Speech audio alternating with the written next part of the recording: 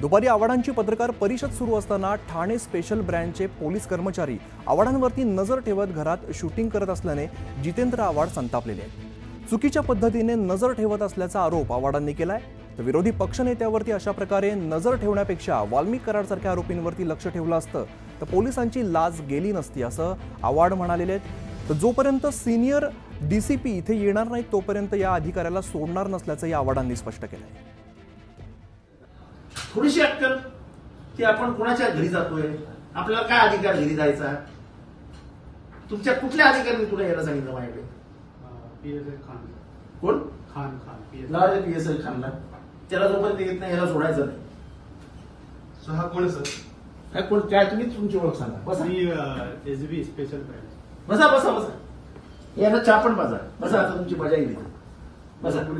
चांगलं केलं तुम्ही। कुठल्या पोलीस स्टेशन स्पेशल ब्रँच। तुम्ही कमिशनरेट मध्ये इथपर्यंत आला, तुम्ही कुठे बसलेले होता?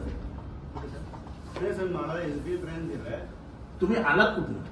मी कुठे बसलेले होता? की तो माणूस डायरेक्ट माझ्या घरामध्ये पकडला जातो। म्हणजे विरोधी पक्षाला जगू द्यायचं की नाही, म्हणजे त्यांना असं कोंडून टाकायचं की काय? एवढा वॉच ठेवायचा होता वाल्मिक कराडवर ठेवायचा होता ना मर्डर झाल्यानंतर, तर लवकर सापडला असता। पोरांची म्हणजे पोलिसांची लाच तरी राहिली असती। हे तर आमच्यावरच वॉच ठेवतात आणि हे सगळं तुमच्या समोर घडलंय। म्हणजे मी काय बनाव तयार केला बिलाय नंतर सांगतात ना हे बनाव होता वगैरे, हे तुमच्याच नजरेसमोर। मला तर माहित पण नव्हतं, माझ्या लक्षात आणून दिलं गेलं। त्यांना विचारलं तर मला म्हणाले की मला वरिष्ठांनी नेलं, जा तुम्ही। मी आलो। आता ह्याच्यात काय होणार? हे प्रकरण स्वतःची हे वाचवायला आम्ही काय सांगितलं, तो गेला होता, सस्पेंड केला। तर भाजपवरती नेहमी आगपाखड करणाऱ्या उभाटा शिवसेनेच्या सामना मुखपत्रातून मुख्यमंत्री फडणवीसांचं कौतुक करण्यात आलेलं आहे। गडचिरोलीमध्ये होत असलेल्या बदलाबद्दल फडणवीसांवरती कौतुकाचा वर्षाव केलाय। नक्षलवाद्यांचा जिल्हाऐवजी गडचिरोलीला पोलाद सिटी ही नवीन ओळख विद्यमान मुख्यमंत्री मिळवून देणार असतील तर त्यांचं स्वागत करायला हवं। गडचिरोली हा महाराष्ट्राचा शेवटचा नव्हे तर पहिला जिल्हा म्हणून ओळखला जावा, यासाठी फडणवीस प्रयत्न करणार आहेत। ते चुकीचं नाही, फक्त गडचिरोलीच्या विकासाचा हा विडा आपण इथल्या सामान्य जनता आणि गरीब आदिवासी यांच्यासाठी उचलावा। कोणा खान सम्राटासाठी नाही हे दाखवून देण्यासाठी काळजी देवाभाऊंनी घ्यावी। तसंच नवीन वर्षाच्या सूर्योदयापासून गडचिरोलीच्या परिवर्तनाची सुरुवात झाली आहे, हा त्यांचा वाद खरा होईल। बीडमध्ये बंदुकीचं राज्य कायम असेल तरी गडचिरोलीत संविधानाचं राज्य येत असेल तर मुख्यमंत्री फडणवीस कौतुकास पात्र आहेत, असं कौतुक सामना या मुखपत्रात करण्यात आलेलं आहे।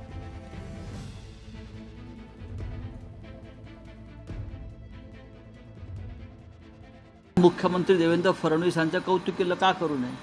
जमशेदपूर नंतर जर गडचिरोली पोलाद सिटी जर बनवणार असतील आणि तिकडल्या बेरोजगारांच्या हाताला काम मिळून नक्षलवाद दूर होणार असेल तर ते या राज्याच्या हिताचं आहे। मी असं पाहिलं की देवेंद्र फडणवीस यांच्यासमोर 10 खतरनाक नक्षलवाद्यांनी आत्मसमर्पण केलं। त्यांनी शस्त्र हाती ठेवलं आणि संविधान हाती घेतलं। याचं प्रत्येक मराठी माणसाला आणि भारतीयाला याचं कौतुक वाटलं पाहिजे। तुमचं अभिनंदन, सामनातून अभिनंदन झाले। आज गडचिरोली बाबत अभिनंदन केले सामनाने तुमचं। चांगला आहे, धन्यवाद। तुमचं अभिनंदन, सामनातून अभिनंदन झाले। आज गडचिरोली बाबत अभिनंदन केले सामनाने तुमचं। चांगला आहे, धन्यवाद। आमच्याकरता आनंदाचा दिवस आहे। देवेंद्र फडणवीसजीच्या सरकारकरता, आमच्याकरता अनेक दिवसापासून आम्ही वाट बघत होतो की सामना कधीतरी चांगलं लिहिलं। यापूर्वी त्यांना चांगलं लिहिता आलं असतं, पण आज किमान देवेंद्रजींनी महाराष्ट्राला विकसित महाराष्ट्र करण्याकरता जे जे काही गडचिरोलीत असतील, या महाराष्ट्राचा नक्षलवाद संपवण्याचे विषय असतील, गडचिरोलीसारख्या दुर्गम भागातल्या जनतेच्या डेव्हलपमेंटचे विषय असतील आणि महाराष्ट्र पुढे नेण्याचे विषय असतील, किमान सामनातनं देवेंद्रजींचं कौतुक होणे हे आमच्या सरकारला, जे आमचं सरकार विकसित महाराष्ट्राकडे आम्ही घेऊन जातो आहे, त्याकरता आनंदाची गोष्ट आहे।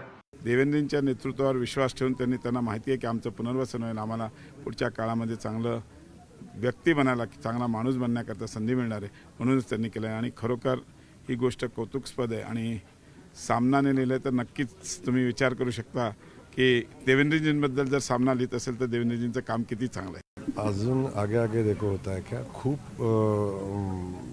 चांगलं काम, खूप आदर्शवत काम 2014 ते 19 साली देवेंद्रजींनी केलेलं होतं. त्यानंतरही आपण बघितलं असेल आत्ताच्या 2.5 वर्षामध्ये पण खूप चांगलं काम केलं होतं एकनाथ शिंदे साहेबांच्या सरकारमध्ये सुद्धा. आणि आता आपण बघाल की आता महाराष्ट्र थांबणार नाही. आता खूप वेगानं महाराष्ट्र पुढे जाईल. मग मी पण तेच केलं ना.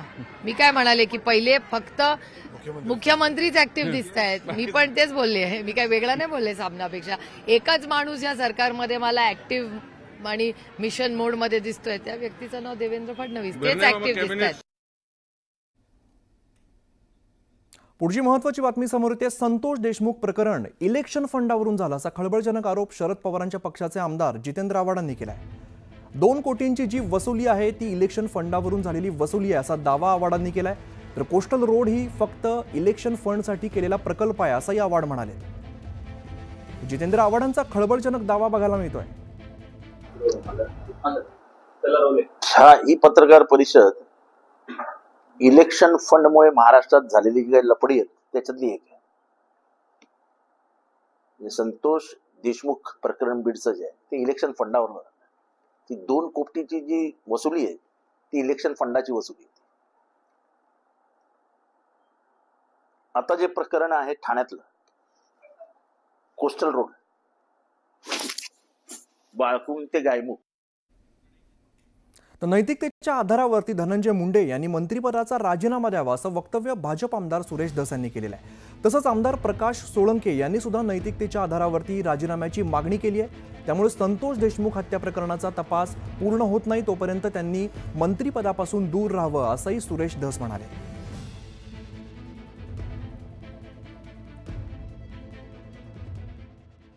नैतिकतेच्या आधारावर जर म्हणलं तर 100% प्रकाशदादा सोळंके जे बोललेले आहेत त्याला माझं समर्थन आहे. परंतु आजच त्यांचा त्या प्रकरणाशी संबंध आहे असं मी म्हणणार नाही.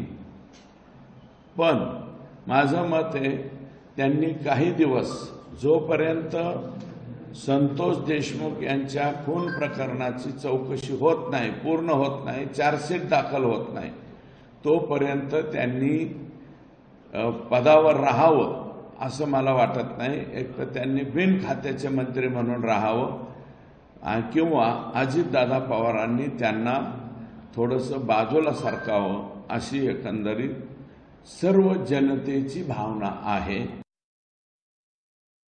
100% बीडचं पोलीस दल जे आहे या पोलीस दलाच्या बाबतीमध्ये बरंचसं शिफारसी आणि ह्या कारण माननीय तत्कालीन पालकमंत्र्यांनी तत्कालीन कृषी मंत्र्यांनी पॉवर ऑफ अटर्नी ही आकांकडे दिल्यामुळं बरेचसे अधिकारी आकांच्या शिफारसीवर आलेले आहेत. तर ते आकांच्या बऱ्याचशा जणांना चार्ज हे आकाच्या शिफारसीवर मिळाला आहे. त्याच्यामुळं पोलीस दलाच्या बाबतीत जे आत्ता जे ऑर्डर निघालेली त्या ऑर्डरमधले कदाचित 2-4 नावं सोडता बाकी सगळे नावं बदलू शकतात आणि आम्ही मुख्यमंत्र्यांना विनंती करून ते नावं बदलणार आहोत. काही अधिकाऱ्यांच्या वरती नाही, परंतु खालचे जे कर्मचारी अधिकारी आहेत क्लास 3 वाले त्यांच्यावरती मात्र ऑब्जेक्शन आहे आणि हे मी मुख्यमंत्र्यांकडे सांगितलेलं आहे.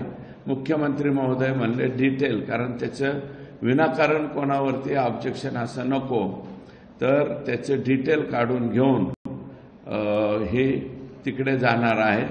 करुणा मुंडेंच्या गाडीमध्ये तुम्हाला माहिती आहे ना, आकाच्याच सांगण्यावर तो पिस्तूल ठेवण्यात आला होता आणि त्याच्यावरती त्यांच्यावरती गुन्हा दाखल झाला आणि काही दिवस त्या जेलमध्ये होत्या.